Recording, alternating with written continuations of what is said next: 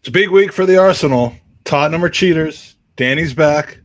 We're definitely finishing top 5. And we don't need VAR to decide if we're successful because we are born winners. Big, fat, bald, bearded, bored winners. Welcome to the Sunday Roast. Welcome to the Sunday Roast with Mike and Danny. This is Danny and this is Mike, and we're kind of strange. We're in the tub and we drink a lot.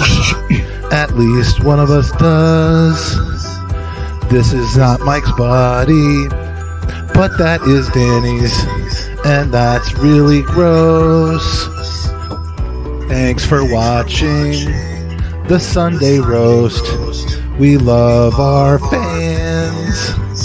And here's Danny's mom.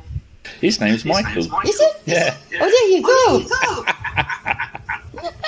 And he's a Jew. You can tell he's a Jew. Look at Ask him him. who's his daddy. Magical moment. I can almost taste it. It's so close, I can almost taste the wall. And now, the moment you've been waiting for. It's the Sunday Roast with your hosts, Magic Mike and Danny the GFP.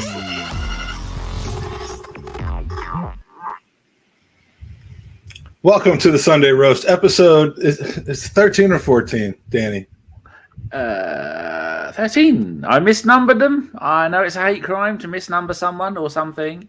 It is. That's It's a hate crime. It's virtue signaling. It's gatekeeping. You made it seem as though we've produced more beautiful content for the world than we actually have. I was going all last week with number 13, and apparently it was number 12. I'm constantly surprised when I go back and have a look at ABW's content, how many times I've completely skipped about 5 or 6 episodes. And I've wondered why I keep doing it. And I realised when I do the JPEGs, the thumbnails for the show, if we're at home, then I'll go and get one of the previous ones from home and I'll copy it because the teams are the right way around. And then I'll take it down and I'll just up the number by 1. And I've been doing that so many bloody times. So that is why. Well, so Bergkamp Wonderland's actually done like 14 shows, and it seems like you've done 971. When are you going to do your 1000th episode? And are you going to lose it 6-1 like Arsene Wenger lost his 1000th game? Well, I'm not sure how you... At the moment, we have 996 uploads on YouTube. One of them is me and my cats when they were born. Another one of them, it hasn't been released yet. It's I made it last night. I spent 3 hours last night making it. That's going to be released at the end of the season. Just our predictions. So I've actually know how to make a video now and edit it and put the bits in. No flashy stuff. That's a good skill to have. It's informative, not educational, nor entertaining. I love that. I'm thinking that Phil is saying that I'm actually millionaire handsome Danny, and 1 out of 3 ain't bad. I'm essentially Danny. The millionaire and handsome part, I don't know where that comes from, but so I mean, you've done a lot of shows. I have for the 1000th. Hold on, put my finger over the hole. You just have for to the 1000th. You have to do it. You have to do what we did, which is I accidentally miscounted, and we had this big, like, we're doing our 200th show, and it's Perry Groves, and we had Perry Groves on, and then I recounted, and I realized that I had, like, added wrong, and it was actually our 180th show, and I just went with it. I'm like, okay, fine. And I think we're at, like, the Gooners podcast, I believe, has had something in the neighborhood of about 280 shows or something like that. Yeah. And we were at like 279 in December. So how did it feel last week? Because I can tell you how it feels from the other way. How did it feel last week watching the Sunday Roast? Didn't watch it. You've done 468 uploads. 468 uploads. Well, but those aren't all podcasts though. How did it feel? I laughed and I thought, they've got a good idea here. Just talk about absolutely nothing. I was a bit let down with Ian and his lack of background. It looked like he was back in prison. I hope he's never been to prison because that could be awkward. He is in prison, and he's He's at the definitely in prison. prison. Yeah. I don't know if I'm allowed to talk about what's happened with him in the last few days, so I'm not going to. But He said that he had a baby on the way the other day, so we're not going to tell anybody what happened today. But no, we're not going to tell anyone what happened yesterday. And also, and that it went well, but we're not going to talk about that. But apparently, it's not my news to give. But it's on his fucking Facebook. That's how I know. Well, I got a text saying, "Don't tell anyone," because all my family doesn't know. But I wanted you, my podcast brethren, to know first. And it was surprising because he hasn't had the baby, but he got diagnosed with gonorrhea. Excellent. Gonorrhea. Yes, so a big announcement in the football world was Simon Collins, ex of ABW, now a big cheese in the footballing world. He got married yesterday. He did. His girlfriend's furious. How did that? You are probably more in touch with him than I am, but I did speak with him recently because I was asking if he can make a appearance at our big bar meet next Friday, which I'll talk about in a minute before the other 10 people that are normally come in here show up. But he said, I'm getting married on was it Thursday? Friday? I don't know. Chris told me today when Chris is in the chat. Don't know what he's doing. He's appeared on 2 shows in one day.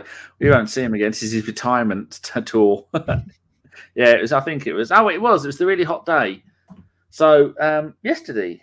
Yeah. Well, congratulations to him. I'm devastated that he's off the market because I've always thought that it would be nice to know what it would be like to have sex with Simon Collins. Well, yes, a more handsome gentleman I don't think I've ever met. You will see him regularly on any of the Charles Watts. He does his YouTube videos. We saw his elbow, his head, and his arse on the last one. And there's also he got in a bust up with catering on the Amazon documentary because he pilfers the sandwiches and takes them home. Oh no! He's been caught no end of times on video. Apparently, the extras is just an hour and a half of him stealing sandwiches. That's what Chris told me. I've had some damn good catering in the process of being credentialed media, which you are. I have been.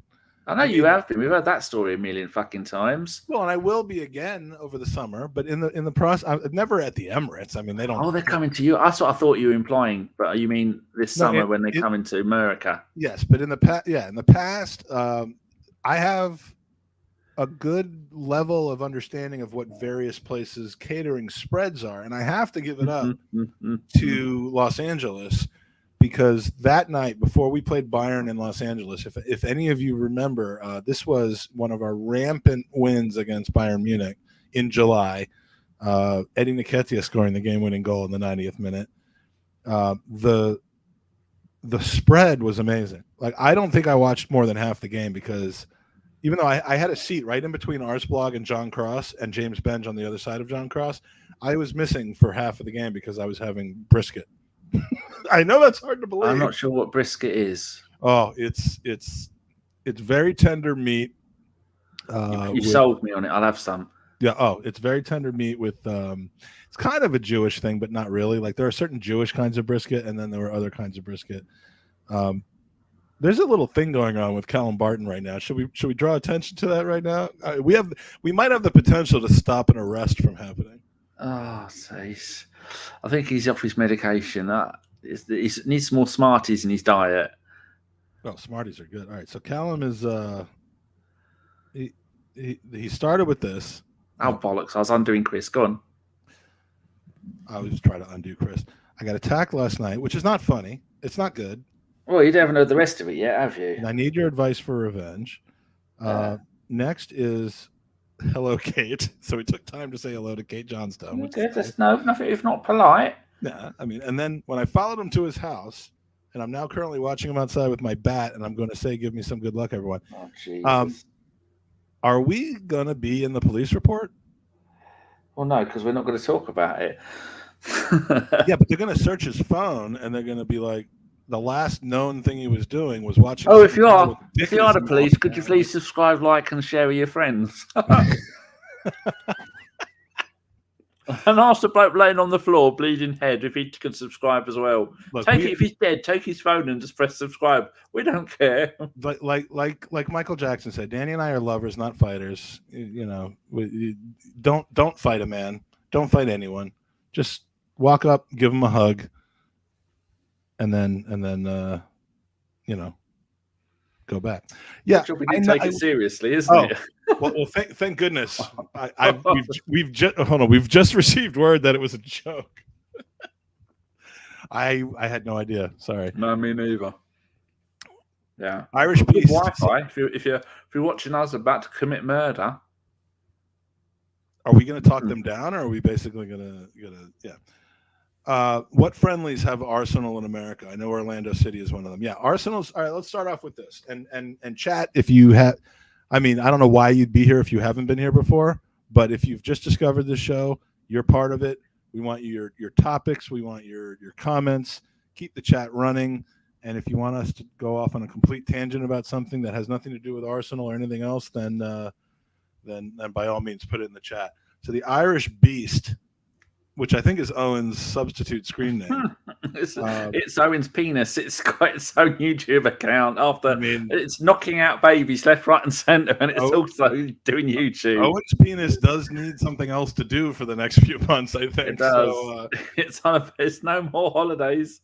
So what friendlies have Arsenal in America? I know Orlando City is one of them. Well, Arsenal is coming on a 3-game tour. It's been unofficial for a while. Those in the know, like the gerbil and all that, have known about it, but it's now official. They're arriving for a game on the 16th of July against Everton in Baltimore. Baltimore being about an hour from where I live, so that's a nice. Do they have a club, an MLS club? Baltimore do not have an MLS club. Didn't think so. Baltimore have a baseball team. They have a American football team. Can we play against them? We might win. That's it. Yeah, that's all they have. Well, yeah, that's all they have. Baltimore's kind of like DC light, but look, it's a great city. It's a nice city. It's where The Wire was filmed. It's where Eddie Nketiah's lookalike. It's where Eddie Nketiah's lookalike was doing business. There's only one scene that we can recreate from The Wire, and that's when I'm in the kitchen when I just say "fuck" for 5 minutes. What a scene that was! Was that when they were looking at how like the bullet came through and hit the refrigerator or something like that? It was on telly, and it's a nightmare to try because I don't have Sky anymore. I fucked it off, so I've downloaded the entire series of Wire, and it's on the PC. I should get around to I only saw the first 3 series. And so much Arsenal in it, like no overt comments about Arsenal, but you've got Idris Elba, you've got someone saying "she," which is basically what we've been saying for the last 20 years, and then you've got Eddie Nketiah basically in the last 3 seasons dominating his corner.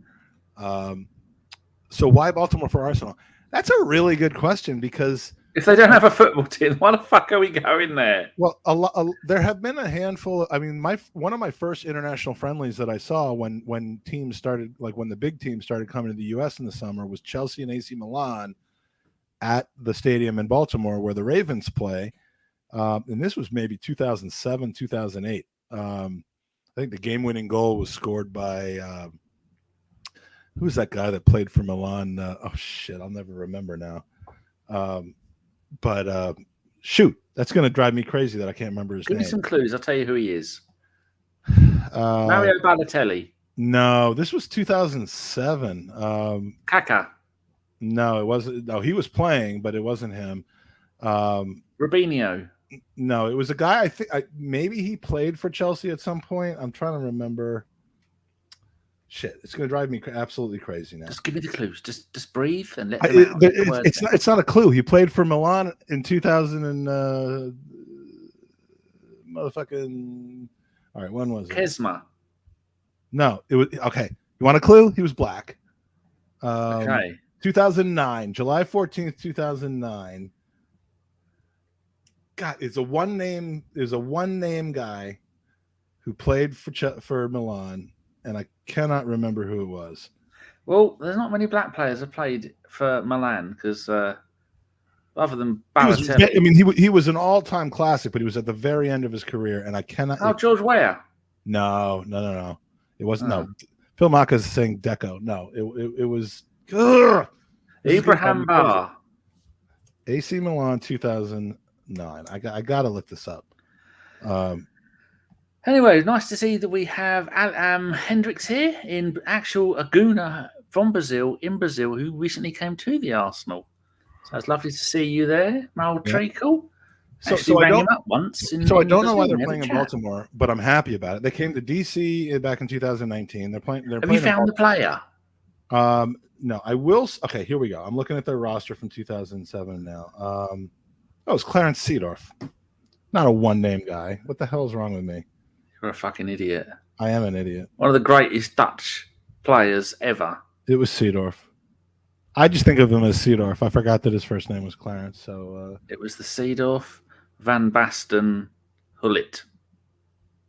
Trifecta of course, Chris is judging me for that. I'm sorry. I don't know every footballer in the names world and in the world's name and their like middle and second and third and fourth names like you do. But get on with it. Actually, I'm going to. Yeah. He wasn't at Chelsea either. I was giving clues that Hullet came to Chelsea. Who played for AC Milan, who was Dutch and black. So maybe that's what you're confusing him with. Baltimore teams. You have the Baltimore Bays, the Baltimore Blast, Crystal Palace, Baltimore, the Baltimore Americans, Baltimore Bohemians. There's no Crystal Palace, Baltimore. That's a supporters club. That's not a Baltimore team. Don't diss them. The Baltimore Cornets, Baltimore Soccer Club. You've got FC Baltimore Christos, Baltimore Flyers, IFK. FC Baltimore Christos is a pub team that ended up getting into the U.S. version of the FA Cup, which is called the U.S. Open Cup, which is actually older than the FA Cup. The US Open Cup. We invented the game. Well, you did, but the U.S. Open Cup's actually older than the FA Cup is. But DC United, who is my local club, but they're awful. Fallen giant of the game of MLS.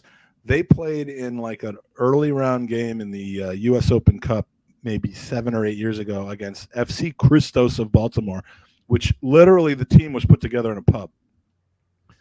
And they went and they played at this suburban location. They didn't play in downtown DC at the time. They played at this place called the Soccerplex up in Boyd's, Maryland, which is about 45 minutes from me. And it's like the stadium where my son played one of his tournament games. Like it's a big stadium, but it was never full. Christos goes up on a corner kick in the first half, and we thought DC United was basically like a first level team losing to a 9th tier team, but then they ended up coming back and winning it in the end. But you're talking about these are not professional sports teams that you're coming up with in Baltimore. So again, why play it in Baltimore? I don't know. I honestly don't know. But we need an answer. But I'm fine with it. It's it's a neat town. There's stuff to do, and it's kind of a preliminary to their 2 games in Orlando, which are against Orlando City FC, former home of Kaká, by the way, and former home of Gilberto Silva, I think, played in Orlando. Yeah, Gilberto never played in MLS. I'm doing that thing where I screw. Could you ask a member of your family to come and check and see if you can smell burnt toast? I think you're having an aneurysm. Or there was what year is it? There was an Arsenal player that played for Orlando FC. And I know Seedorf never played for any English team. I made a mistake.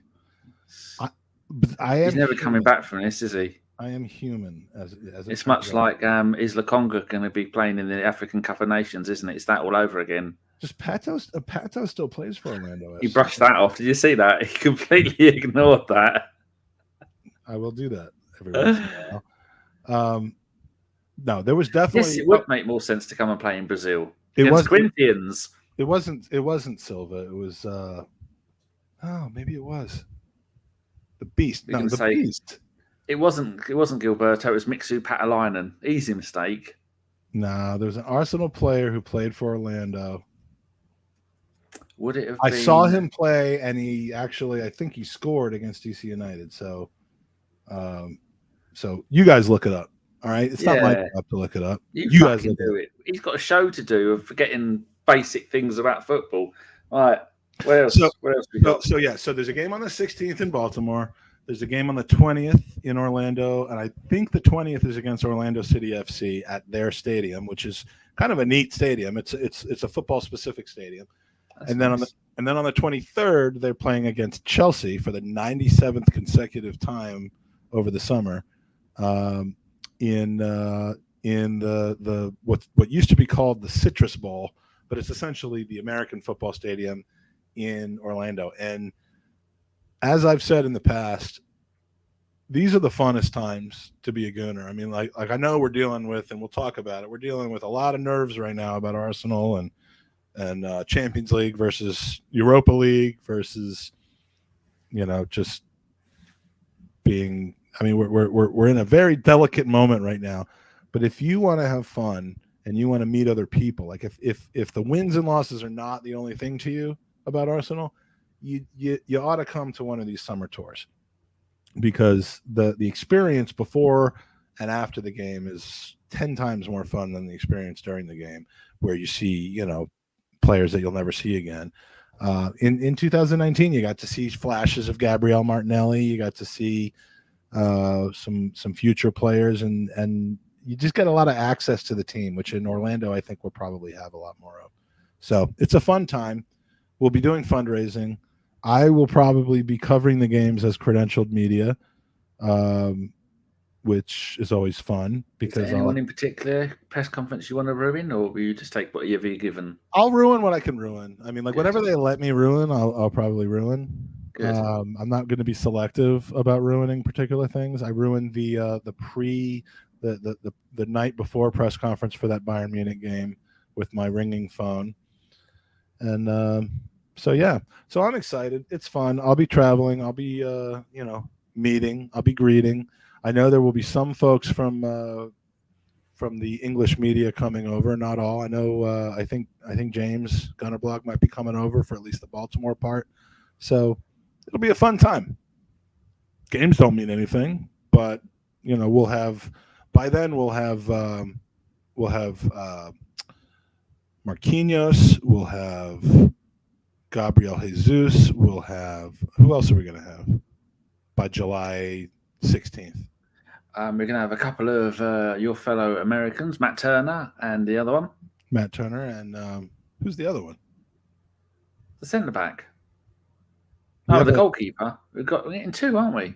No, Matt Turner's the only one I know of. No, Ashton. Ashton Kutcher? Oh, that's it, I think. No, we signed one and loaned him back. That was Matt Turner, the goalkeeper. Yeah, but we've also agreed to buy another one. Oh, the dude. I've already forgot his name. The guy Ashton from Denver. Trusty. Austin Trusty. Austin, same thing. I completely forgot about that guy. Well, that's not very nice, is it? We've got the young man from Brazil. Could we use him tomorrow? Let's move a litlittle bit into Arsenal. Could we use Austin Trusty tomorrow, you think? No, let's move back out of Arsenal. We've touched on that point. Right, so let's play a little game called Lesser of Two Evils, because I want to know how you feel about teams that we hate when they play each other and they both have opportunities that we don't have. Like how do you figure out how to root on it? So yesterday's FA Cup. Who do you root for in yesterday's FA Cup? Oh, Chelsea all day long. Really? Why? Because I hate Liverpool with a passion. I hate Liverpool. I hate There's both teams with a passion. I hate That's more not than the issue. Liverpool. One team I hate more than Liverpool, and that is Spurs, and that's it. Everyone else, you got Chelsea and Man United and in there, and I don't give a fuck about Man City at all. It's Spurs then Liverpool. So there's not a context to it whatsoever. Like here's my context. Here we go. When I was living in London, Liverpool it was us in Liverpool. It was well, there you go. That's why. That was it. And I never wanted Liverpool to win anything. I did not want them to win the league a few years ago against Manchester City because I liked the fact that it had been 30 years since they had won. And so, yeah, I mean, I hate Liverpool, but at this point, you don't hate Chelsea more. You don't want to see them lose. Oh, yeah, it's not more than Liverpool. Whatsoever. And plus, I don't want Liverpool to win the FA Cup. I mean, I'd rather have Chelsea won the FA Cup and Liverpool won the League Cup that way round. Because if the odd chance that Liverpool do win the league, I don't want them doing the bloody double. Well, it would be a quadruple basically if they win the league. Well, they're going to get smashed by Real Madrid. Well, that's one of my next ones. Okay, so I won't ruin it. So you prefer Liverpool? No, I preferred Liverpool win the FA Cup just because I want Chelsea to just start the decline right now. And you wanted Chelsea. How about the Premier League? Liverpool or City to win? City winning stuff makes no difference. It's like when you're at school and you're playing, you got your top trumps or you've got any of your stickers or your trading cards or your marbles, and the little fat kid comes in who knows his dad has given him 50 quid to spend on the stuff and he beats you. Means nothing. Right. Like, don't you feel that that's the kind of neutral option at this point? Like, oh yeah, always. No one gives a shit. The only people who give a shit about Man City winning stuff is Man United fans. Other than that, no one gives a fuck. Let's go. Man City won it again, have they? Never mind. Yeah, I mean that's kind of how I feel. It's like it's the lesser of two evils because you can at least point to the like if Liverpool win the league, and when they did win the league, it hurt because it's essentially the reward for being a good organization, and I don't want that for them. I want there to be cheating involved so that we can say, well, it doesn't mean as much because there was cheating involved. Because Liverpool have done things the right way in the last 5 years, and there's really kind of much as I hate them, they cheats.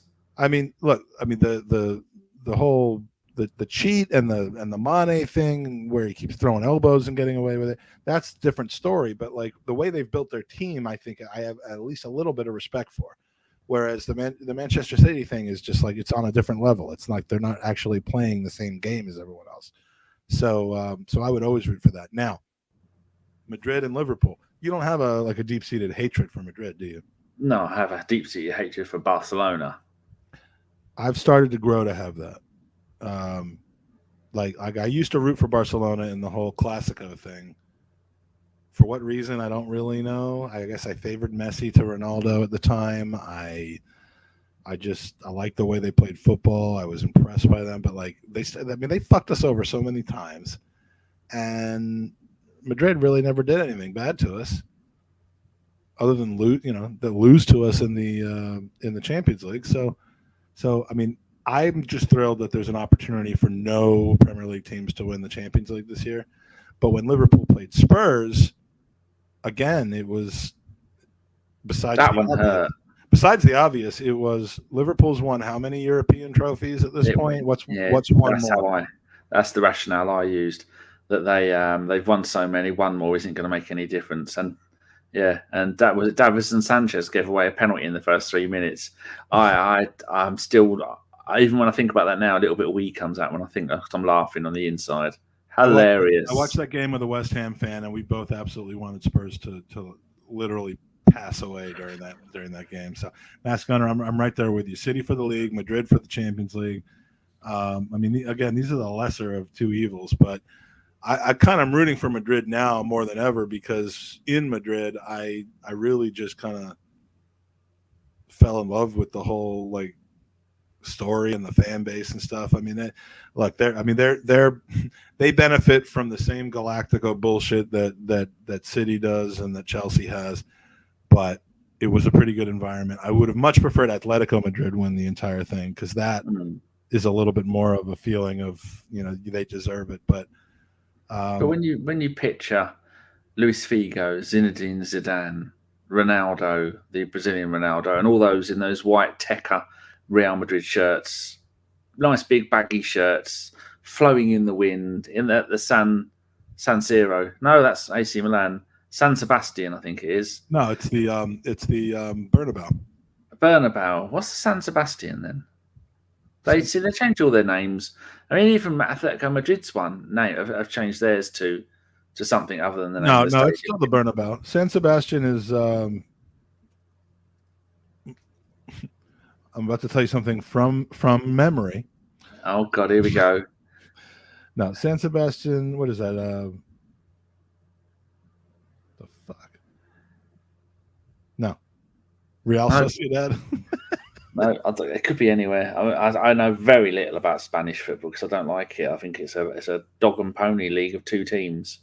No, but the most 2.5 impressive, teams. and it's a new stadium too, but the most impressive environment that I was in, other than Dortmund, which will never be beat, was Atletico Madrid. The very last game of 11 that I was in on our recent trip was, I mean, that game, you knew how the game was going to go. You knew one goal was going to be scored, and it was either going to send it in extra time or it was going to end it. And no goals were scored, in fact. But that was the biggest, like, tinder pot or whatever you want to call it of any game that we went to the whole time, and it was a great way to finish off the trip.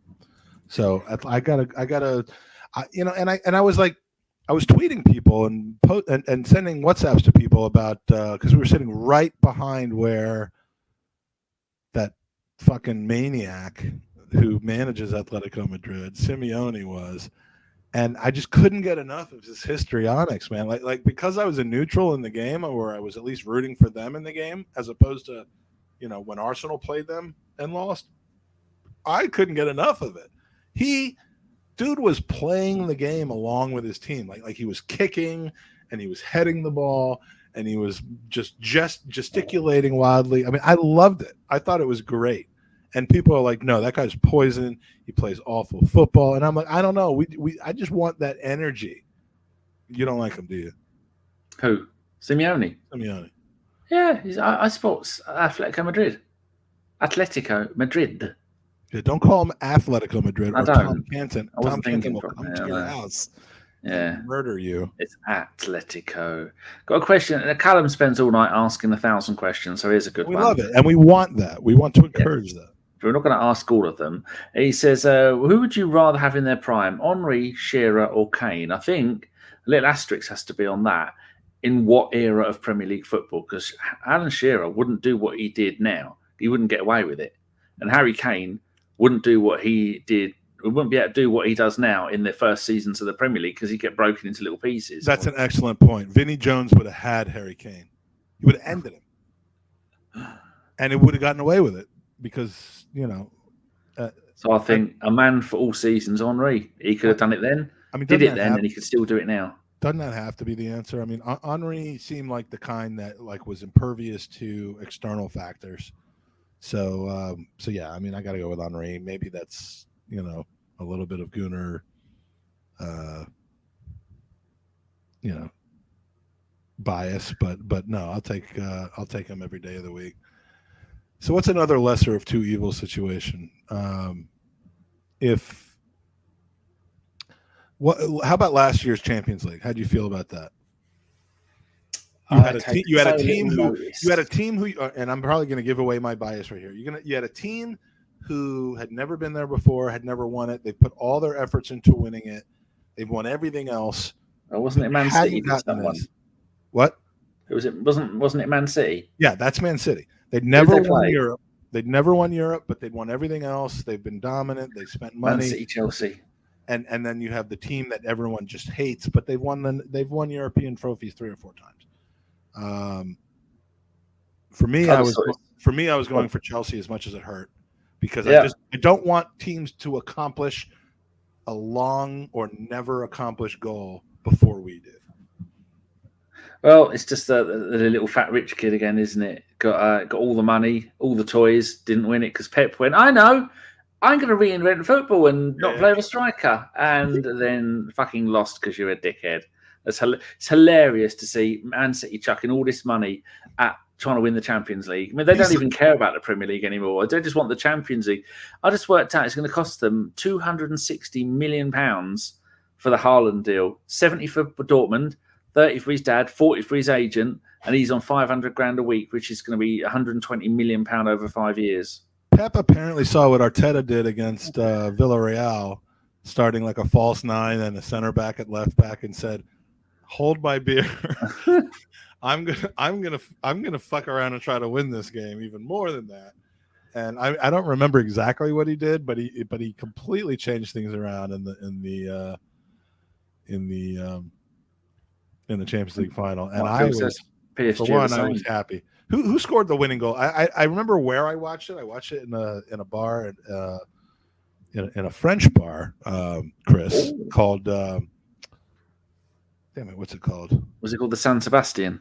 Yes, it was called no, it's shoot, I forgot what it's called now, but it's a place where I like to order escargot. It's called Mon Ami Gabi. Dirty bastard, stop it. Mon Ami Gabi in Reston, and I had baguettes, and I had wine, vino, and I had escargot in garlic butter, and watched the Champions League final, and Chelsea won. I don't remember. Was it Jorginho that scored? I don't remember how. Fuck knows. But yeah, that was painful. That was really like the worst of two. I mean, the Manchester Chelsea Champions League final like 10 or 12 years ago. Those are awful. Those are awful games to have to watch. I usually don't watch them. I don't like to watch them. But today I watched Everton. I listened to bits of the Brighton game because TalkSport decided to do Brighton. Danny Welbeck had a good game. Brighton, whoever they were playing. And then I watched the Everton one, and then I watched the AC Milan one, and then I watched the Inter Milan one. And at no point was I overly entertained by any of that lot. Apart from... the game was intriguing at least, but it didn't turn out the way I think we all would have wanted it to. As much as I would like Everton to go down, I don't want them to be playing for their lives on Sunday. Although it shouldn't come to that. Hilarious. They're really so bad. They go down to 10. They're winning. Then they lose the lead, or no? Then they lose the lead. Then they get it back on a penalty, and then they just completely capitulate. And then in the second half, Iwobi had the ball about a third of the way up, where roughly where a right back would be, third of the way up the pitch. Decides to do a long ball, the entire length of the pitch, goes right over to the far left-hand side to Richarlison, who sees it coming. He shoulders it backwards to where he wants to go. So he goes like that, shoulder, goes forward, gets it. You think, my God, all the skill in the world, goes to do a pass and misses his own player. You think, fuck me. There you go. That's why you don't want Richarlison at the club. The whiny little fuck. Is Iwobi 40-72 as good as Pepe? Like, who's the worst purchase? Better question. If Arsenal sell Pepe and Everton sell Iwobi at the end of the season, what are they fetching? Well, hold on. You mean if Everton cancel Iwobi's contract and if Everton sell Richarlison, who's going to go for the most? Or one's going to cost us. I'm not talking about Richarlison. I'm talking about Pepe and Iwobi. Pepe and Iwobi. In the same summer, we sold Iwobi for 40 and bought Pepe for 72. And I'm just wondering whether either. I mean, I think Pepe we could probably sell for 25. I think Iwobi's going for 4 or 5 at this moment. Iwobi, they won't sell him. If they go down, they'll release him. They'll cancel his contract. You don't think he would actually just be a Championship League player? It'd probably find his level. He'd be pretty good in the. He's not a bad player. You should probably stick with Everton if they go down. They're not going down, by the way. Yeah, they are. Well, actually, Leeds are doing their very best to try and make sure they go down. But he's a decent player. If he was at a better club, like when he was at Arsenal, Iwobi was a half decent player a lot of the time. Just couldn't score. And then he's gone to a shit club and he's gone, fucking hell, this is terrible. I think he's been there 3 seasons and scored maybe 3 or 4 goals in 3 seasons. He scored a big one a few weeks ago, but I mean, he also scored in a European final, but didn't really matter. Iwobi. Yeah. Oh yeah, when he came on as a sub against Thingy Bob. Oh, he scored a wonder goal against Chelsea, but that made it 4-1. I think. In the Premier League, he's got 4 goals in 81 games. Shit, they're bad, and he's got 7 in 95 all competitions. That's that's not a good conversion ratio, I don't think. But he's got 9 in 55 for Nigeria, probably because they play to his strengths. Well, I've been saying in for recent years years that he we got should- sent off. I've been saying for years that we should switch to green uniforms, and then he would do well. But you know what? He's one of 2 guys who absolutely did not reach their potential with us that we were able to sell for big money. So Still laughing all the way to the bank with the Walcott money and the Iwobi money and the Ox money. the The Ox Ox money. isn't even on the bench anymore for Liverpool. He's completely done there. I mean, that's they just took that 40 million and just threw it down the drain. And what I'm going to say. So, all right. So I got to admit to Danny, did you know that every once in a while I do something really stupid? Oh, here we go. I've seen this. When I saw this, I thought, look, if this is going to be the video or the pictures, I thought this looks like, if I wouldn't have known you, I'd think you were either homeless or you lived in a home for the mentally bewildered. Because some of the shit you do, you think, he's not all there. You wouldn't think he's a financial genius. Would I have had a clipper? Would I have had clippers and a nice big bathroom to ruin my? All right. So as you can see, I'm nice and like shorn, and I did it on Thursday morning on my way to meet up with my mate Rio, my first Arsenal pub friend here in the United States, who I started watching games with, and I said, you know what, I'm going to take advantage of the raw materials that I have, and represent. And I knew it was going to look dumb and it was going to look stupid. So as I went through the various steps, I ended up with this. First of all, let's go through this.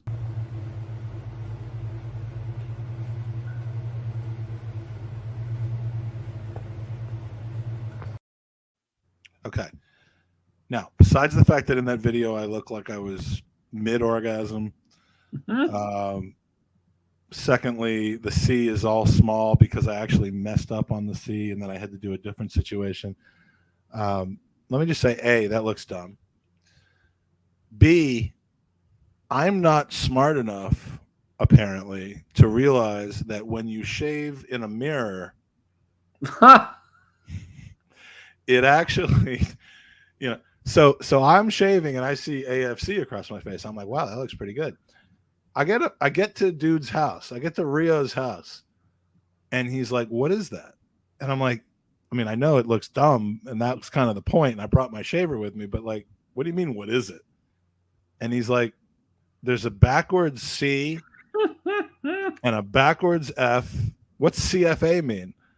And why is it backwards? And I'm like, fuck, I was in a mirror. I am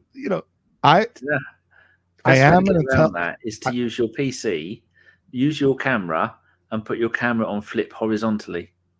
Well, but I'm not going to shave in this room. Well, I shave right here. Well, one leg up on the table. Balls I do in here, but look, I have intelligence. I'm not going to say how much, but there's a good bit of it. No common sense whatsoever, though. I've always been very short on common sense. And so basically I show up at this dude's house with like lettering on my face that looks nothing like what I intended it to look like, and also did it on my head as well. So let's take a look. Let's take a look at that if I can find it. Hold on, where is it?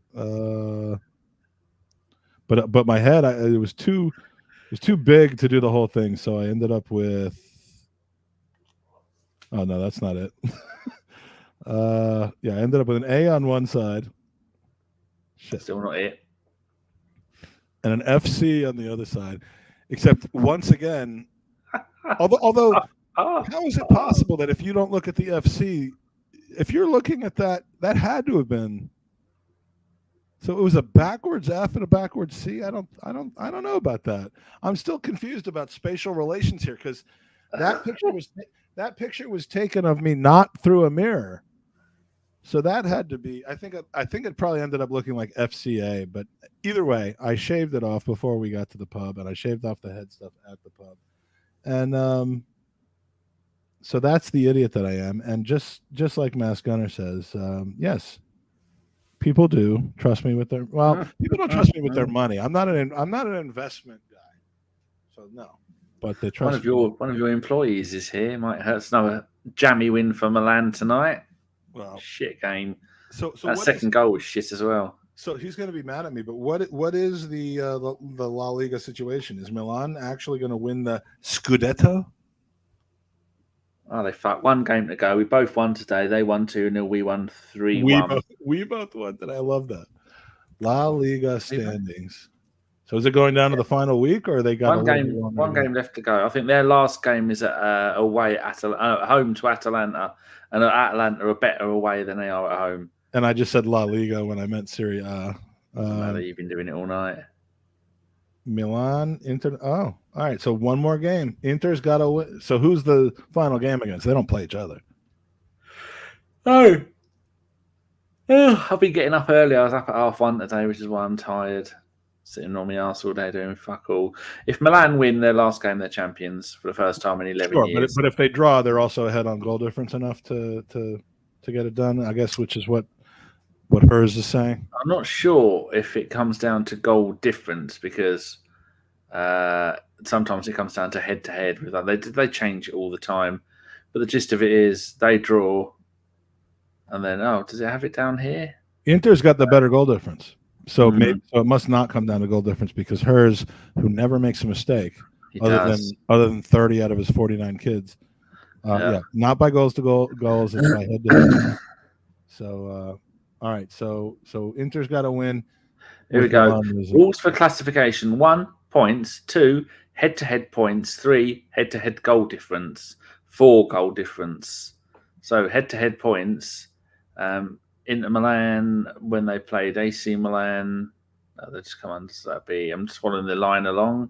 Inter lost 2-1 at home, but then away against Milan is 1-1.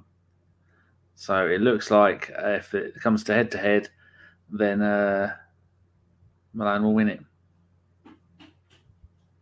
Sad times. If those had been the rules in 1988-89, when Liverpool and Arsenal tied, then Arsenal still would have won the league. All right, fine, good. It's not by goal. Oh, in Italy, it's not head. It's head by head. So head by head. Loki's is my favorite. In Italy, it comes down to bribes. Calciopoli. That's all you need to know. Chris had it. Comes down head to head. Milan win if they end level. So, but Atalanta are better away than they are at home, and so always wary this fucking cat's going to jump up on me. She's a fucking idiot. So, are you like gutted over this then? That it looks like Inter has blown it. Gutted is a strong word. I don't really care either way. Gutted is a strong word, but it's my favorite word. Yeah, no, I don't care. See, it's good. It's good for football if someone else wins it because it's all been Inter and Juventus for the last 100 years. So you use the we, but you're not really that devoted to it. Yeah, I have a team in every country. I have 2 in Italy. I've got Palermo as well. They're in the 3rd tier, I think. But they're shit. They have cool uniforms though. They do pink like Arsenal's next season. So all right. So who in the chat? Before we move on to the next topic, lives in or near London, because you're going to need to get your ass to the Tollington on Friday night, because many of your luminaries are going to be there, and we want you to be there for a Gooners versus Cancer event.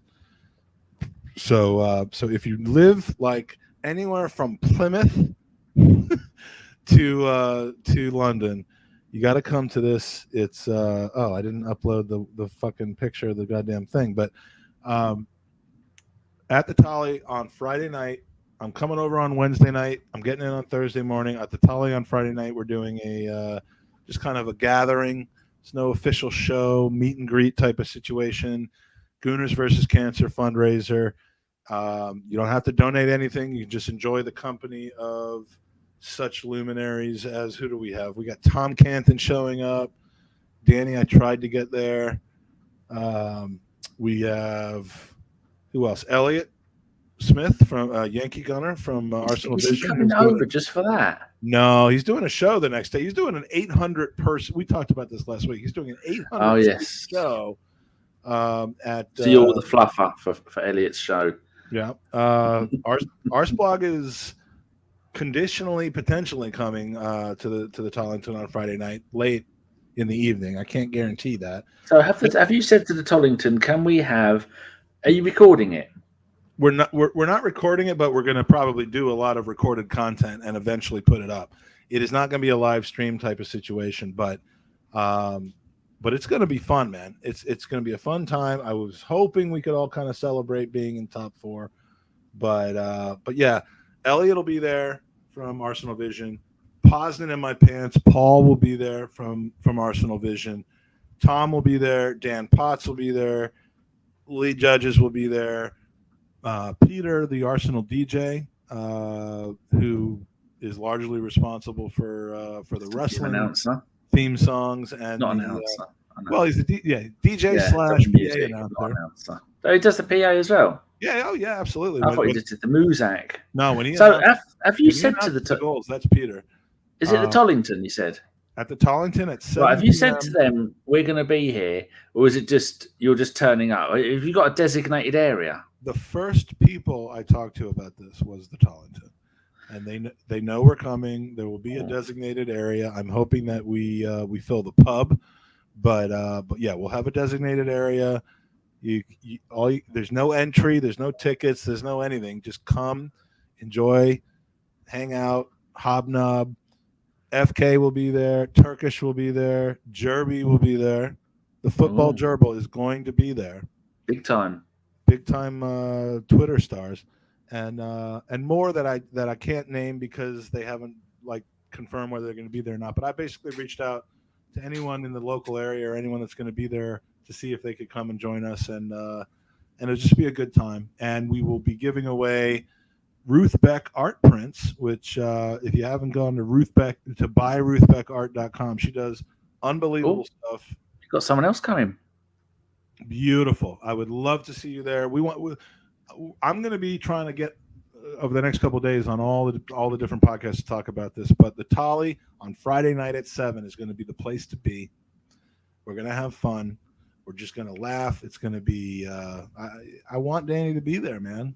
I do. I just can't go up and get him. Yeah, and I'm not going to ask my shitbag of a child because she's an arsehole and she'll just go, yeah, and then let me down, or she'll end up trying to mate with all of you. Can we get one of the, like I know people will try to raise money to fly a goddamn plane over the Emirates with Sack Arteta on it. Can we get one of those to deliver you to the Tollington? I do have a vehicle. I have a lovely Volkswagen Chiron, stunning vehicle. And if you were ever going to come back down to London... You've never even made check to see if I can get in there. You can. The one entrance has steps, but the other doesn't. Of course, you can get in there. Yes, but none of my friends. Sexy Frank hates football. Tony's a West Ham fan. Who else is there? Colin's dead. Colin can't do it. That's a fucking lame excuse. Luke, sorry, he's up there behind me. Colin right now because I was counting on him. Yeah, Luke can't drive. Well, he can drive, but I think he's still on a ban for he doesn't have a license. So we're now looking for anybody to go by Huntington. Oh no! I'm not just having any old Charlie turning up and driving my van. Well, that's 20 grand's worth of Germany's finest, like my good self. See, all right. So Phil points out that Arsblog's selling out the Union Chapel. I could do the same. First of all, no. Second of all, they could have sold out the Union. The Union Chapel has 800 seats in it, and they probably sold 900 tickets. They could have sold out 2,000, 3,000 tickets. They are between, and by they I mean Arsblog and Clive and James Gunnerblog and Elliot and all of them. They could have sold out 2,000 or 3,000. You can't even be trusted to be wearing the right shirt before the show starts. No, I mean I was nude 5 seconds before the show started because I was accidentally wearing a Dortmund jersey, and I don't want to portray that. I don't want anyone to know that I actually wear a Dortmund jersey. But yeah, so it's gonna be a fun event. It's just casual. Later in the summer, the end of probably the first Friday in September, I think it's Friday the 2nd, depending on when Arsenal play that weekend, we're going to do an event. and I'm going to call all my people that I know. I'm going to try to get advance notice. We're going to do a live show. We'll do meet and greets. We'll do all that. It ain't about meet and greeting me. I understand my pecking order. No. It's going to be. I'm going to get some people who are worth meeting and greeting, and we're going to do a massive fundraiser. But that requires a different type of space than the Tollington and a much more notice than about 2 weeks, which is how much notice I had. But honestly, if you're going to be around, please come down. Would love to see you, Ms. Westlower, Irish Beast. You got to come over from Ireland. Phil, I know that you know the way to the Tollington, Chris. The question is whether you want to show up, and we would love to get a special minibus all the way there. Well, we would love to see you there. So let's do it. This thing about me going over and us losing 3 games in a row. How many? Do you know how many games I've seen at the Emirates, Danny? 27. No, not that many. 21. 20. That was my next guess. Do you know how many we have lost? 3. 1, and it was the Brighton game. Fucking the last Brighton. one I've been to. It was the first. The reason I went so crazy after Crystal Palace when we tied it up in the last, in the 93rd minute, and took my shirt off and vomited on people was because I didn't want my personal streak at the Emirates to end. And finally, unfortunately, it did against Brighton, yet leading to me meeting Thierry Henry and Bukayo Saka. But yeah, so this narrative that the press, like Mike Hers has, that I'm bad luck to Arsenal. I'm sorry, but that was the first bad trip. Does anyone remember October and November of last year where I went there and we got like a cup win and 11 points out of 12? Does anyone remember that? Anyone? No. What have you done for me lately? What have you done for me lately is all I'm talking about. Very little. Very little. I could charge for Magic Mike. I could charge for a Magic Mike VIP meet and greet. But it would ensure that no one shows up. So, other than a load of hungry middle-aged ladies thinking it is that Magic Mike, I'll probably buy a pint for anyone that's like, "Oh, hey, I came here to see you." That's my level of fame, is that I'm going to buy people things. But no, so that'll be fun, and everyone that donates to Gooners versus Cancer that night. Basically, what we're doing is we're trying to finish off this raffle. We have this 89 shirt. The 89 away jersey that Arsenal wore at Anfield. It's the replica version, I have to be honest. But it's the replica version with John Lukic, Lee Dixon, Alan Smith, and Michael Thomas all signing the portion of the Brian Moore, his famous commentary call of that last second goal against Anfield and against Liverpool in '89.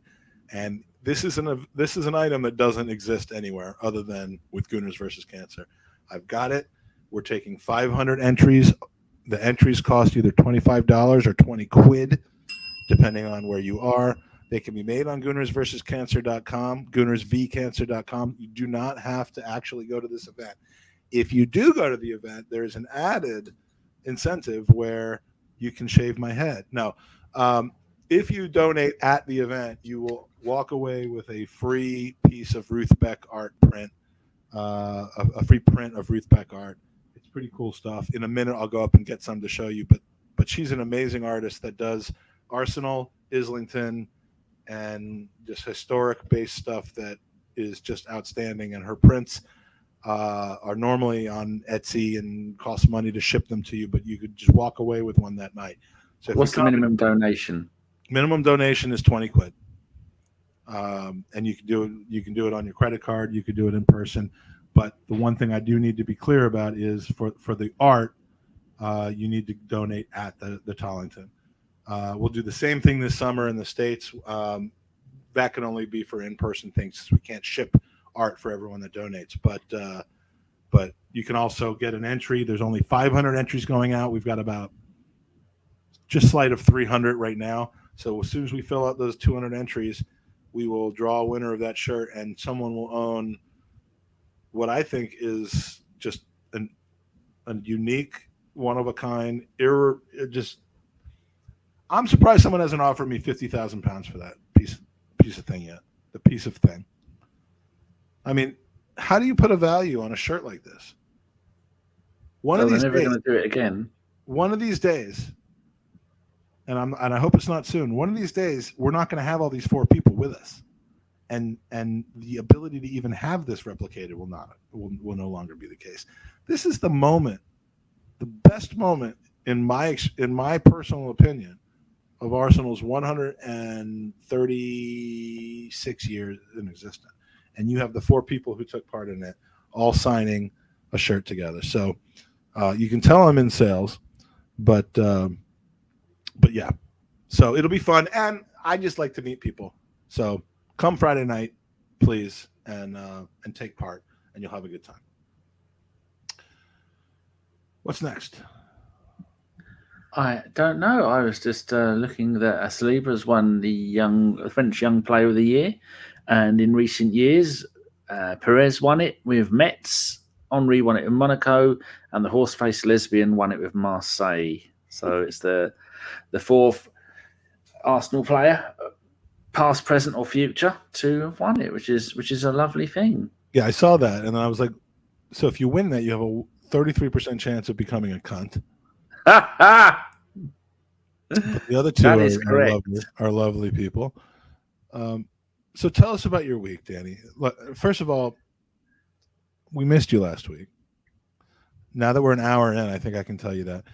I did have a very fun time with Owen because I hadn't seen him in a while. I think we had some laughs, and probably the most unexpected moment in the history of the podcast occurred where we started talking about ham, and I just had a piece that was nearby.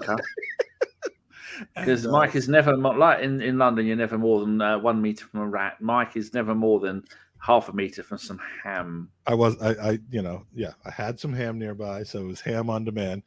But I did miss you. I missed catching up with you. I know you were feeling a bit rough, but how has your week been since then? It's gone very quick. I don't tend to do much. I don't really see anybody anymore because of COVID. Like every Friday night, we'd have Anna, my friend, Liverpool fan. It'd be her and Ren. Sometimes there'd be 10 or 12 of us here. Oh God, he's gone. Now he's gone to get the stuff. I'm listening. You are listening. Yeah, and so because I suppose lots of other people have had this. They've had their routines and things that regularly happen have all gone down the shitter. And so, yeah, I don't really see people anymore. My mum comes around a couple of times a week for maybe like she was here today for an hour and a half. And Sean's mum will come over once a week and we'll get food. Colin doesn't go. Colin's here all the time now. He's up on that unit behind me. Out there right at the very top, Colin's here. So Colin hasn't been around here for about 4 years. And you look different. And yes. And so now Colin lives up. Part of Colin, we don't know what it is. Luke's his son said that could be a testicle in the little urn that I've got there. So I basically do fuck all. Do you have all of it, or do you have just a portion of it? The urn's about that big. So but Colin was quite a large bloke. He was bigger than both of us. But near the end, he lost a load of weight. Most of it's water anyway. So there was. They've got most of it. They're going to have a tree in Hinchinbrook Park in Huntingdon. They're going to have an oak tree made, planted, and going to have his ashes in there.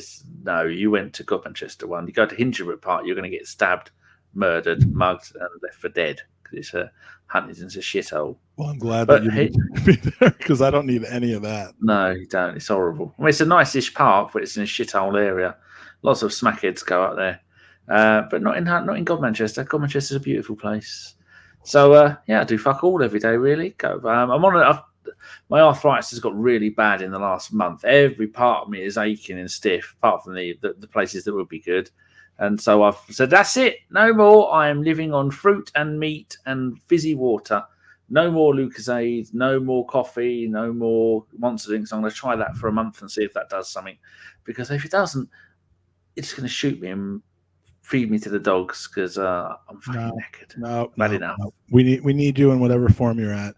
I want to say hello to Mark, who's late tonight. Mark has suffered what we call a Tom Canton. His ACL, I believe, has or no, it's his Achilles actually, not his ACL. Did you see what Loki put? Yeah. No, I gave it a little thumbs up. All right. Okay, I wasn't looking. Look, we are. They're very good. He's an architect. We're all about highlighting, like what I got up to do was to show you a little bit. Like if you've never gone to Ruth Beck Art, it's Ruth Beck at or by ruthbeckart.com. She does. It's basically Arsenal related stuff, mostly historical. I'm glad to see you've taken all of your dildos down from the window ledge, so we can see the window ledge. Yeah, they're all gone now. No, the reflection. We can see the reflection there of the other one. I ate them all. Where? Jesus. No. All your love toys that are in front of you. We used to be you can't. Now we can see reflection. All right, that joke missed me. A lot of Highbury based stuff. We got that what looks like the North Bank. No, that might be the East End. This I don't know. That might have been made. You're on the fence about that one. On the fence about that one. I'm definitely on the fence about this one. So look, those last two are not a true representation. Who is that? That's Emmy Martinez. After that, all right. But we've got. Of course, he's wearing blue. We've got that. We've got Thierry Henry with the Arsenal badge. We've got. And how many did she send you?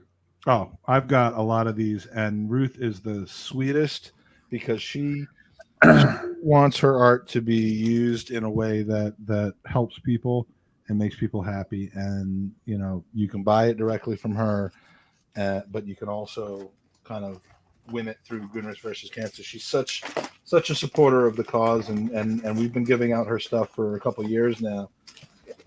And it just brings back memories. A lot of Highbury based stuff here, and I asked her. I tried to commission her to take a picture of my penis because I hadn't seen it in a few years, and she would not do that. So that just tells you how classy she is. Yeah. But so yeah, these are the kind of items that you can basically walk home with the same money that you're donating to kill cancer, and the money that you're donating to have a chance at winning a 1 in 500 chance, which is a pretty good chance of winning this. And this is the massive prize. That's what it looks like from a distance. And no, he won't put it in the washing machine and wash all the writing off to make it look like new. You can do that if you want, but I'm not going to do that. It's pristine and. Well, I won't be winning, although I have donated. I think did I donate to this? He's doing so many bloody charity things. I can never remember which one I've donated for, whether it's this one or the last ones. Wow, yeah, Ruth is fantastic. I'm gutted. I'm gutted that she's not going to be at the Tottenham on Friday night. She had an existing event, but again, I'm gonna try to get together. I'm gonna try. I can't promise anything, but I do. As ridiculous as I am, I do know people. I'm gonna try to get together an event on the Friday night before the first game in September, when I happen to be over in between the two weddings I'm going to, in between Campton and Peter's wedding. I'm going to try to do a show that is going to attract a lot of people and be really, really special event. But we'd still love to see you on Friday anyway. So that's all I have to say about that. I did have something happen this week. Yeah, my mum bought me a Wilkinson's tool set, screwdriver set. And what is that used for? It's all the torque ones in there, TORX, because I have an Amazon doorbell thingy and I couldn't find the screwdriver that comes with it because I put it somewhere safe. So safe, I don't know where the fuck it is. And so George had to bring her one over to untake it off the wall and charge it up because I spend a lot of time with it on, just staring at what's happening out the front. I was going to ask you this privately, but why is her name George? Georgina. Okay. That was all I was wondering. Couple questions. Good questions. Loki, will there be a 24-hour show this year? Absolutely. Oh, Jesus. last year's show was such a pleasure. Did I do it? Yeah, you were on for it. Don't remember. Last year's 24-hour show was one of the greatest and most enjoyable things I've done in podcasting / charity, because it just went so smoothly and was so enjoyable. And I'm absolutely going to try to make that an annual thing. That normally I want it to be a little bit like preseason. So it's probably going to be at the very end of July, right after the summer tour and right before the beginning of the season. I'm going to try to do that. Phil's asking if Kevin Campbell's coming on the Friday. He regretfully is not able to. Obviously, I asked him. He's got a previous commitment on Friday night. But he lives in Manchester, though, doesn't he? Well, He can't just pop down. Yeah, he does live in Manchester, but for the weekend of an Arsenal-Everton game, depending on his personal commitments on for media and otherwise, I'd hoped he'd be in London, but he won't be. So he regrets that he can't come, but he won't be there. Just hijack Tom's wedding and host your event there. I'm pretty sure that's what Tom's worried about. Tom has conditionally invited me to his wedding, and I've been sitting on that invitation for a year, and I'm surprised I have not been uninvited yet. But we'll see. It'll be fun. Drew's going to be there. Miami John might be there. I'm not sure. There's a lot going on with him recently. Andy will not be there. Andy chose another wedding over Tom Canton's, which I told him was a big mistake. But so it's gonna be a fun time. Someone doesn't like me talking about my life. That's the whole point of this show. Yeah. Our whole point of the show is put nonsense. you to sleep. There's meant to be no football really in this, and that's what we spend most of the show talking about. I mean, at least we haven't spent 25 minutes talking about our colonoscopies. I mean, that's out of the way. Admit it, you skipped last week's show because you didn't want to get the colonoscopy recap. No, I was in a bad mood because my daughter's an arsehole. Well, I was giving you an out. I mean, I know that's what the reason was, but I was trying. Yeah, I wasn't feeling. Like now, I've got a bit of a headache, and I'm feeling a bit nauseous. But I've been up since 1:30. You know how hard it is to get out of bed at 1:30 when you want to go back to bed. I mean, I slept for about 9 hours, but I wake up at 1:30 and I go, I could do another 8 hours. I'm so comfortable. It's pitch black in my room. I've got LBC on, listening to that. Betty's on the bed, licking and chewing herself because she's a fucking muppet. So comfortable. Do you sleep with white noise at all? I have quite bad tinnitus, but it doesn't bother me. I mean, it's very loud at times. I go put noise on to drown out other things, or not? I used to, because I used to have people live here that were noisy, and now it's just me. I don't have to, but I like listening to either talk radio or LBC or a podcast. But it has to be. Sometimes listen at the same. I just say to my Amazon listening device, I say, play Dan Carlin's Common Sense, because he's a very soothing voice. I've listened to those no end of times, over and over, and I fall asleep through it. But at the moment, I watch Mikey. No, not Mikey. Rob CD, ROBCEDE. And that's an Australian bloke living in Japan. He just rides his bike. He's married to a Chinese woman. They live in Tokyo. Shichinku. Nope. I need to say Shevchenko there. Jinkiku. No, Shinjuku. That could be it. The last one. I'm stopping there. And he goes around on his bike. At the moment, he's doing a tour of Japan. But my favourite one, every night he'll go and do a 7 or 8 hour live Twitch show. He has 2,000 or 3,000 people watching him. He'll make maybe $1,000 a night from donations and stuff like that. And my favourite ones is he'll ride to the next big city, maybe Tokyo or somewhere like that, or one of the ones in Tokyo.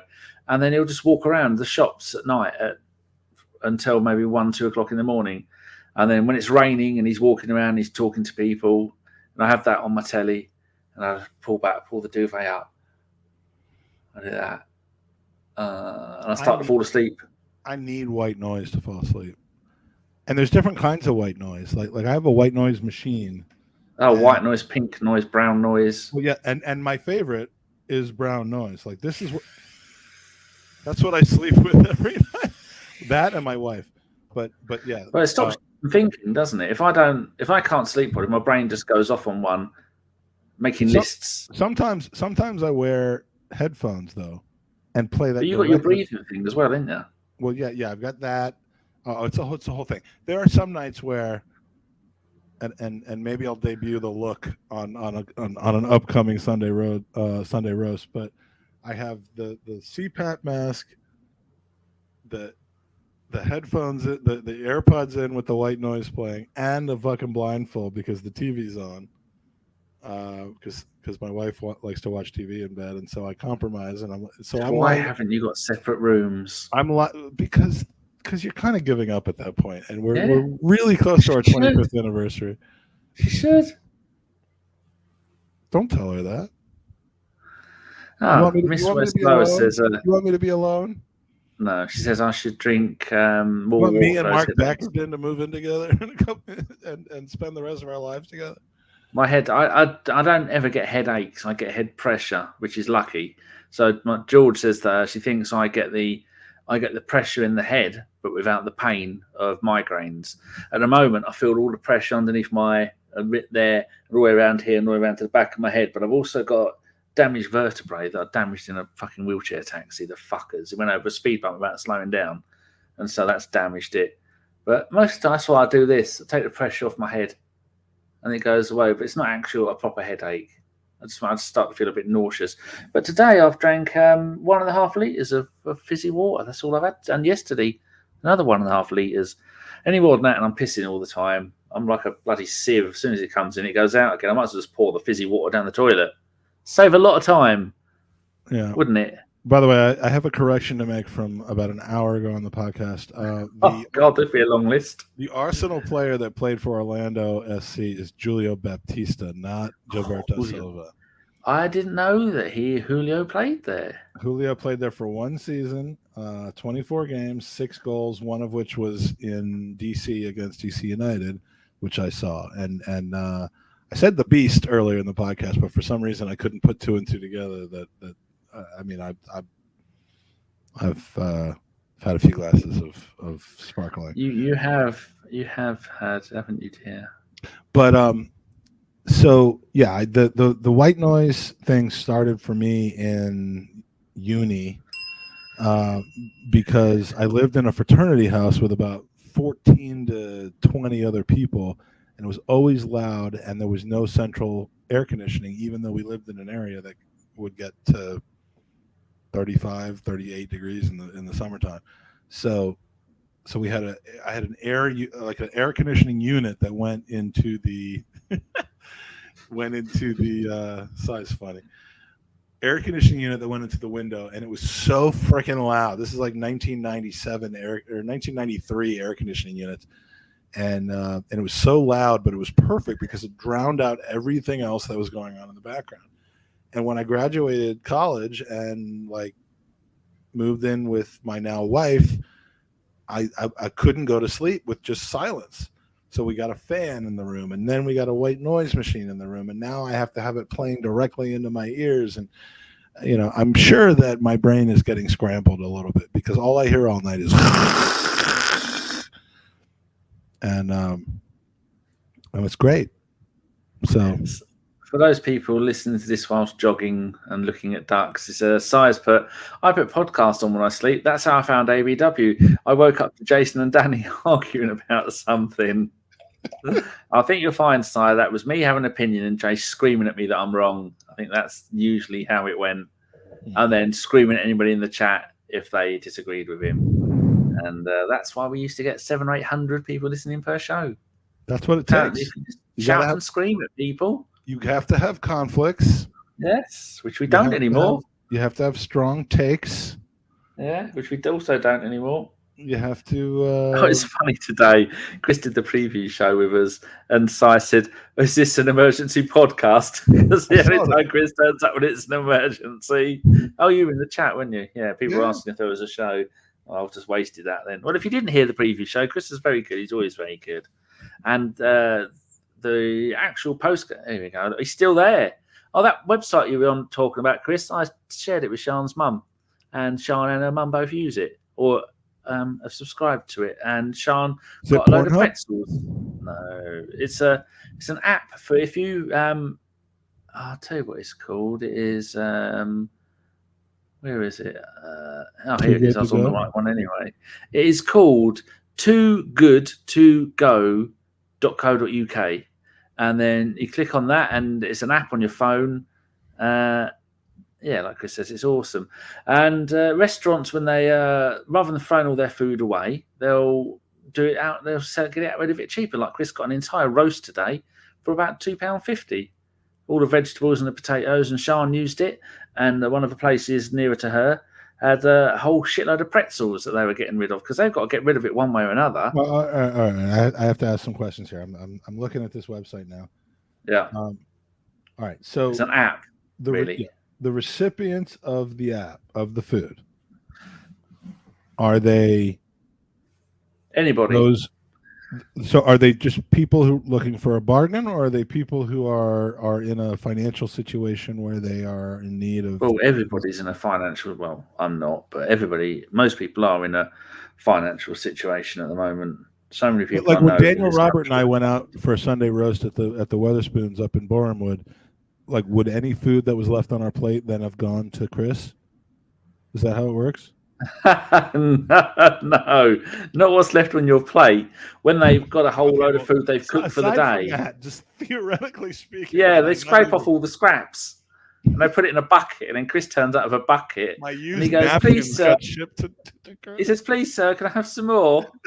No, it's all the food that they have pre-prepared that they never get served. It's not food from people's plates that they don't finish. Although that'd be even cheaper. That should be a website. Slops are us. Just bring a bucket and we'll chuck some food at you.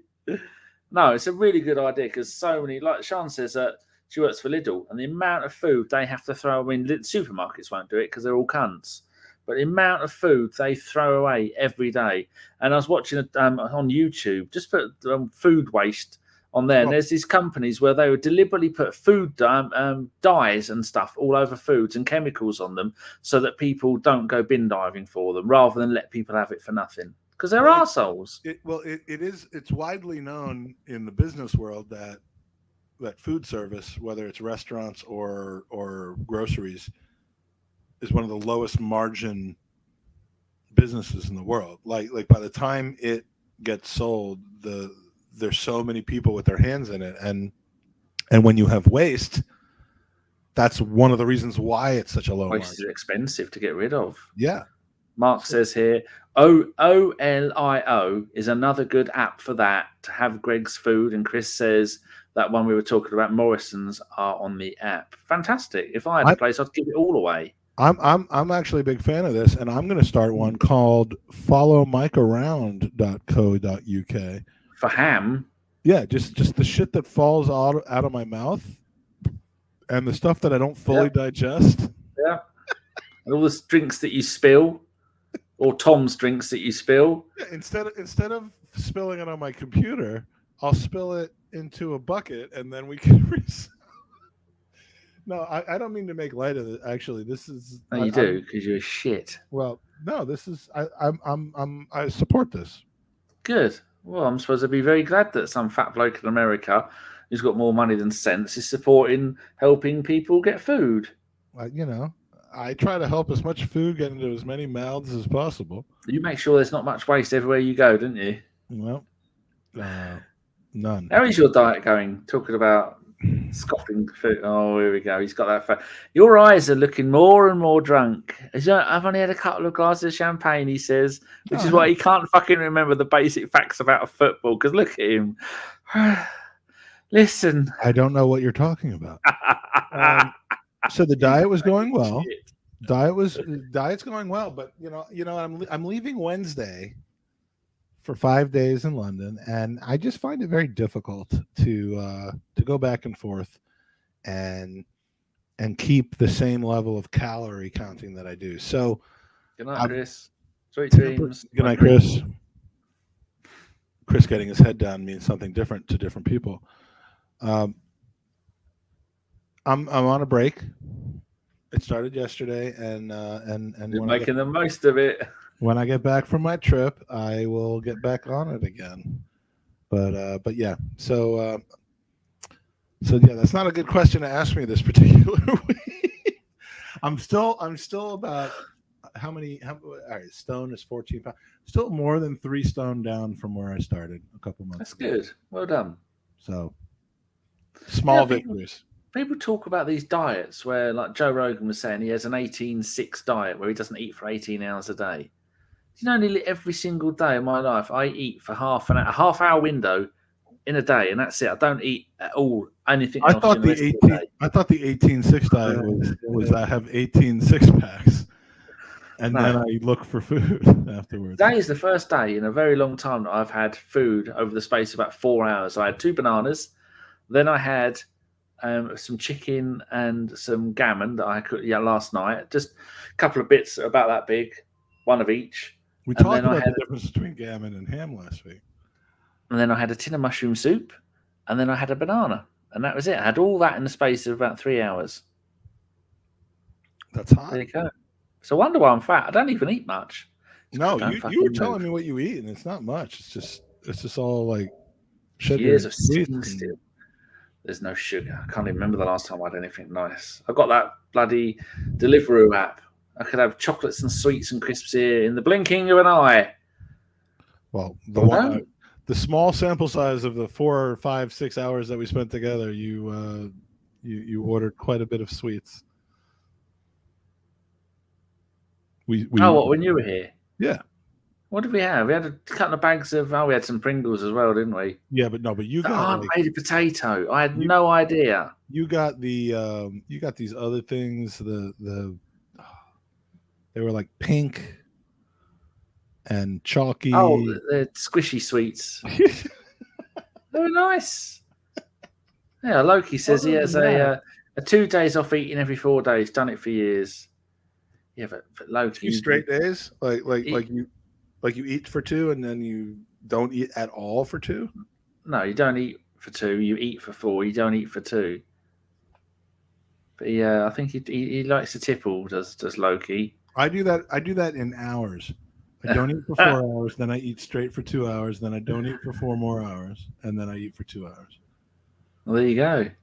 Well, there you go. That's what your mom said. Yes, she did indeed.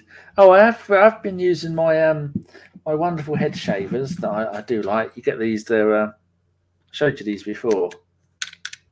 Oh, yeah. There you go. People at home. It's like the what are they called, skull candies, but they're not 100 quid each. So about 20 odd quid on eBay, and I like them. And I had these for years. What's the point of the flip up thing that you just did? Like they're blades. So you just click it down, what? And then you turn it on. But having it open does what? Right, that's how I used to clean them. I used to flip it open like that and clean inside it. I'm trying to get an angle that you can see. Functional, like you don't flip them open and then use them. You flip them open. No, you flip it open to clean the insides out. And I did that for years, and it was a pain in the arse. And then I happened to look at online, and I read it properly. You're meant to just hold it in a sink and rinse it, and all the hair comes out in about 30 seconds. I thought, you fuck, I've spent so many years doing that. Wrong. You know what I just realized, and I think we should probably end it here as we approach the 90-minute mark. I'm not going to be able to do the Sunday roast next week. You're not going to be here. I'm going to be probably at the Tollington at 10 p.m. Under the table, drunk. At that point, I mean, again, I don't know whether we're going to be super happy or super depressed, but at 10 p.m. next Sunday night is going to be a difficult one for me. So what are you watching here for the Everton game? Yeah. Oh, who are you sitting with? At this moment, I am sitting with my friend Ben Wiley. Yeah. Two of us in the same WhatsApp chat were looking for singles for the game, and we've been provided with 2. I'm still looking for a different situation, but I would be more than happy to sit with Ben. I enjoyed, but Ben used to do the artwork for our thumbnails for our channel last year. Big gooner. But he's too handsome for me to be sitting next to. Don't need that. When you said, what will I be doing next Sunday, Phil's finishing off a giant roast pig, no doubt. and making a hat out of what's left. Yeah. So, so I'll have to get a substitute. I mean, maybe I'll call in, but I wouldn't want you relying on me for drunk. I wouldn't want you relying on me for a quality show next Sunday. Because if you're drunk, you will not be allowed on. Yeah. You will be sent to Denmark. So No more patience for drunk people. Had Steph on the other day for the Newcastle game. He said, "Do you mind if I come on?" He came on. He was good. And he went, "Oh, I'm really sorry." I said, "What?" He said, "Who? Steph, drunk." my wife? That's Steph Selby. Oh, he came on? Yeah, for about 5 minutes and then went. And we didn't even say goodbye. Turns out he was shit-faced. He talks more sense shit-faced than you do when you're not even been drinking. Poor boy. All right, so Miss Westlower, this is embarrassing for me, but are you I don't know screen names and people and faces and stuff. So are you the person that I saw when I was walking up the aisle a couple games ago when I was in block 32 and you were in block 31? I believe that you are, and if so, I'm not sitting in block 32 this time. I do not have Jack's tickets because those tickets were given to a winner from Gooners versus Cancer. Jack is the tickets I've sat in are Jack Stevenson's, Jack Truth AFC on Twitter. Lovely guy, really generous guy, and he's given his tickets to the charity for the last 3 years. But then COVID hit, so there's 3 winners of tickets, and they're all American, and they basically have to plan trips over. So the first one that's being finally used is for the Everton game. So my good friend from Green Bay, Wisconsin, Mark Mertz, will be there, sitting in those seats. But I don't know where I'm sitting yet. Dugout. I'm just lucky to have a ticket. This is not an easy ticket to get. But if anyone has an empty ticket next to them, I do know a person that's looking for the ticket that I have, and I would gladly sit with you and enjoy the game. So look, I actually tried to get tickets. I'm a free agent. I'm a Bosman transfer, and I would gladly go wherever. But so what was wrong with Stefan? Was he still upset that my son beat him in the FIFA tournament last year? No, Stefan was drunk. No, nothing wrong with him. But I didn't know he was drunk. Mark says Steph was steaming. I've heard you let drunk people on your show every once in a while. No, don't. I tell them to fuck off. Is Mark What happened with that Friday? bloke a couple weeks ago then? After the Manchester United game. You lied to me. You got in under false pretenses. Is Mark going to be at the Tollington? Mark was going to be at the Tollington, and then he did his Achilles, and I'm heartbroken that he's not going to be there, but he's not. We're thinking of moving the entire event to Kent. Oh, so that we can do it with him, but it's probably not going to. Tom Canton said no, even though he's from Kent. Tom Canton was like no, so I'm sorry, Mark. It's his fault. We're not going to go. Dear, oh dear. And on that bombshell was Jeremy Clarkson used to say, we should go because I've got to edit this and edit it. I've got to slap some shit on. I don't know. In fact, these ones, I do absolutely nothing apart from make it into mono and then use Levelator. What's the need for editing? I mean, like what could be nothing other than not getting canceled? All right, so I have. Oh, by the way, this is an email I got. There's a couple more things I want to talk about. I want your opinion on something too. Okay. This is a WhatsApp I got from Venezuela. It says, "Hey there, nice to meet you. I have a female friend with a good financial. She have no time to make friends for busy work. Now she wants to marry a man between 27 and 55 years old. If you are more than 27 to 55 years, reply the number 1 and click the link to message her immediately. Wish you have a happy life." Apparently, she's going to be at the Tollington on Friday night. Oh. No, I don't know where that came from, and I don't know why someone would think that I would fall for that. I am happily married. 25 years. Odd that you would say this, because I had something quite... I don't like the way it doesn't let you do what you want. Where is it? Here. I'm just going to just double check that this doesn't have my fucking phone number in it anywhere, because there's a lot of fucking weirdos on here. Okay, right. This... I need to get rid of that. Go back to brand. Right, I got a WhatsApp from this woman. For people at home and on the bus, The phone number, it begins with +95, which is, I think, Mauritania. Yeah, 58 And is she is- Venezuela, by the way. That was where And mine she came. is a pasty white woman with dark hair and red lipstick and looks quite, I don't know. She put, "Hey, Julia, would you like to come to London to watch the football match next week? I will buy 2 tickets." So I put, "Sure, what game?" She put, "Very sorry, I entered the wrong number. I hope I did not disturb you." I put, "That's okay. Go see Arsenal. We are great at the moment." She put, "Thank you for your kindness. You are a gentleman." Then I sent her a picture of Mike naked and then she blocked me. That probably led to then she called from Mauritania to Yes. Venezuela and got her friend involved. And all right, so now it's starting to make a lot more sense to me why that happened. So the end result is Danny and I are getting laid. Jesus. She brings plenty of I don't know. And this is what getting laid looks like. Find someone who looks at a piece of meat like that. You look like my cat when I'm about to feed them. Look at Don't take their eyes off the prize. This was Monday night. I was keeping on my no carb diet, but we went to this Brazilian steakhouse thing, and I mean, am I in love with that thing of meat or What is it? I can't see. It's blurry. That was lamb. Not a fan of lamb. That's lamb. Hello, Russ. Miss West Lower says, "Yes, that was me." Her. Well, I was in block 32. I thought you were on the aisle on block 31. Well, either way, we did make eye contact, and I would love to make more than. Well, okay, this is going to sound weird. I'd love to make more than eye contact on Friday because I would love to actually spend time talking to you and say hello, not the other thing. No one thought that other than you. Well, I just need to make sure because I don't want to be canceled. Don't want to scare people off. Don't want to scare people Just off. because you look like a weirdo doesn't mean you are a weirdo. Although Exactly. you are. No, I don't. This was my on my at that meal. It was the you have the thing that have you ever been to a Brazilian steakhouse? Oh fuck, McDonald's. Where they just bring shit over, and then you have to have the red or the green chip, and if it's green, they bring over the goddamn meat like this, and they cut it for you, and it's delicious, but it's probably not good for you.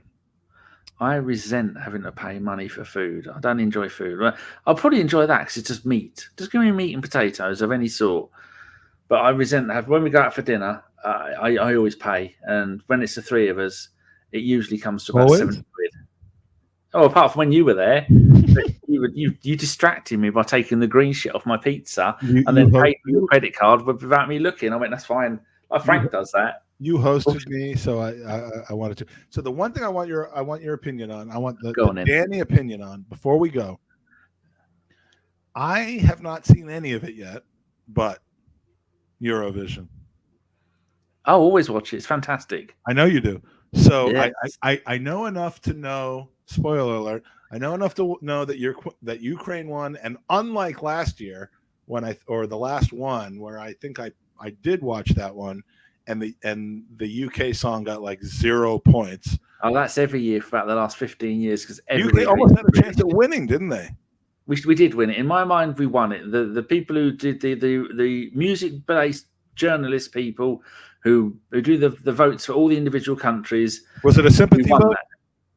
It was a sympathy vote because it was a shit song, but it's for Ukraine. So everyone goes, "I can't give it to Ukraine." What evening up? Give our vote to you. You can vote 20 times each household. Each phone number. I might try to go back and watch it, but I was just following the Twitter tweets, and the Twitter tweets are where you find tweets. I was trying to That's where I go. And all of a sudden it was like, oh, Ukraine might win, and UK is going to win, and we only got 16 points from France or 12 points or whatever, and so it was very confusing to me because I didn't even know last night was like the final, like the end of it. I thought it was a multi-week thing, and so. The UK song should have won, but it was Ukraine because of people doing stuff. Well, you have two. In the old days, you would just have a group of people and each country, and they'd vote, and then their votes would go for. Then they go, right, we give this one's going to win. But now they've gone in 2 different ways to spice it up and make it just last that a little bit fucking longer. You have the professional vote or the country vote, and then you have people who can ring in and do their votes. But each phone number can only ring in 20 times to vote. Oh, so all only these 20. only 20, and so like all VAR. the money that Eurovision are going to make from there. Oh, I heard Spain. I heard Spain was a bloke. I heard Spain had someone very special.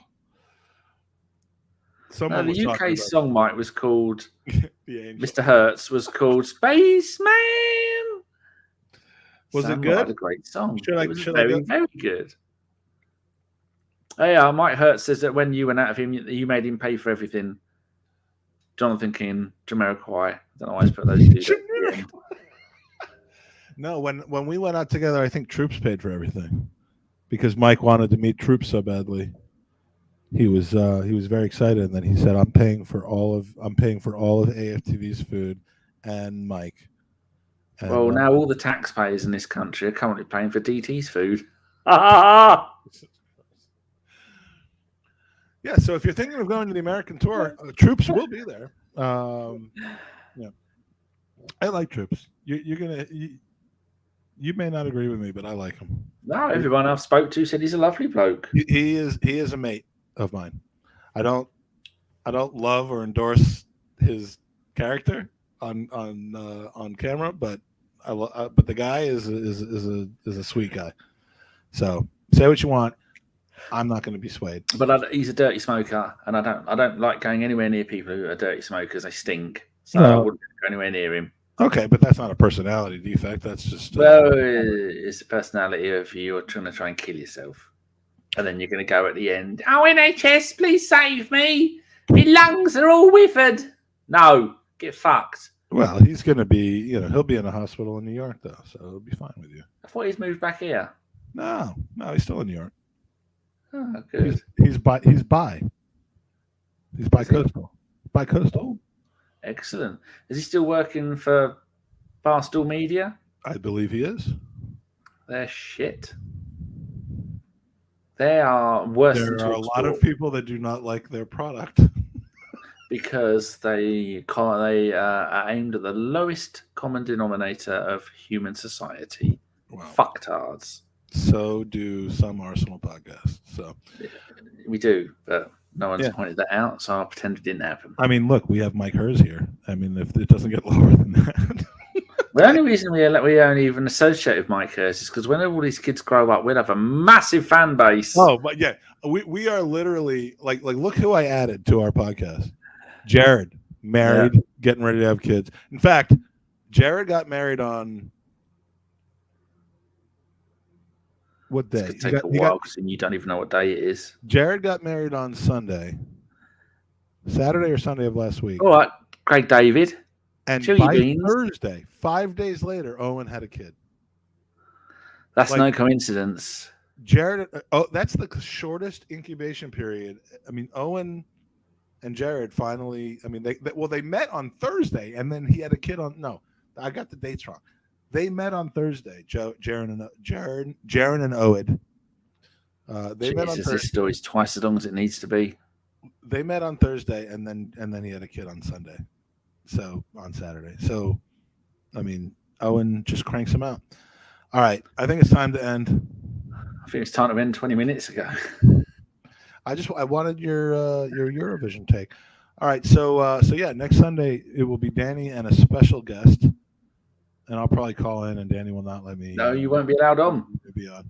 There will be a breathalyzer for you, my boy. Any more than half a shandy, and you'll be told to go away. I've had enough medical testing. A breathalyzer isn't going to kill me. They can stick that up your bum as well, like everything else they do. Well, I mean, that's where my breath comes out.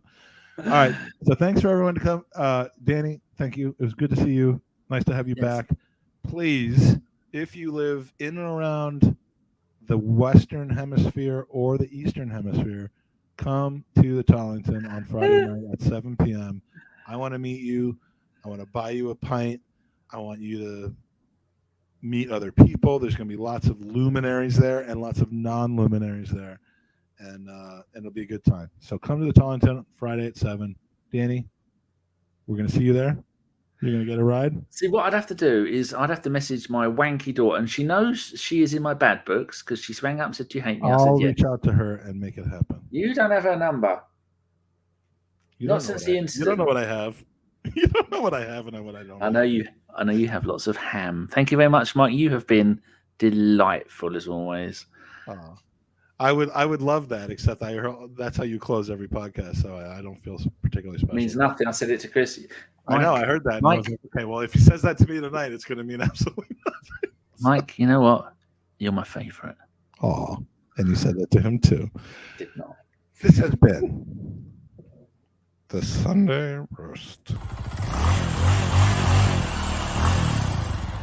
Welcome to the Sunday Roast with Mike and Danny. This is Danny and this is Mike, and we're kind of strange. We're in the tub and we drink a lot. At least one of us does. This is not Mike's body, but that is Danny's, and that's really gross. Thanks for watching the Sunday Roast. We love our fans. And here's Danny's mom. His name's Michael. Is it? Yeah. Oh, there you go. And he's a Jew. You can tell he's a Jew. Look at Ask him him. who's his daddy. Magical moment. I can almost taste Danny. It's so close I can almost